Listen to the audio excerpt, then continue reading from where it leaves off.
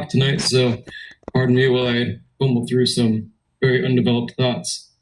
I want to express concern about how this whole deal is wrapped up and packaged. I was down in Medford just a few weeks ago, and if there was an exclusion zone, I couldn't find it. I didn't know this meeting was happening tonight until my buddy came next door and told me about it. I didn't even know what an exclusion zone was. It sounds pretty messed up. Finding people, $25 you said, $250 maybe? I don't really know. I'm unclear about the delineations of exactly how this whole thing is going to happen. It kind of sounded like you were unclear talking about it too.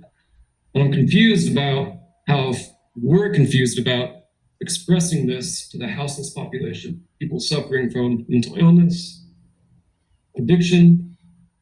How are we going to say you're kicked out, but you can come back if you have to do these things? People struggling already to navigate daily tasks.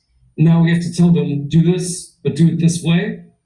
Sounds like another barrier, pushing them further away from the resources they need to get back to whatever they're going to, or whatever you think they need to go to. Honestly, your first comment, nobody wants to see people living on the street. Officer Kelly, don't speak for me. I like people living on the street. I like people seeing people live how they want to live, regardless of whether or not I agree with it. Just because it doesn't look pretty to me or to anybody else doesn't make them wrong. So I'm confused about giving these people tickets, putting them in jail. By the way, how much does it cost to put somebody in jail for a night? How much resources, manpower? How much does it cost the taxpayers? How much does it cost the city?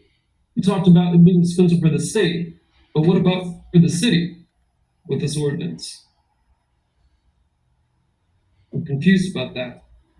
I think we need to answer some more questions, have a better idea about who this is actually serving and whose quality of life this is actually about.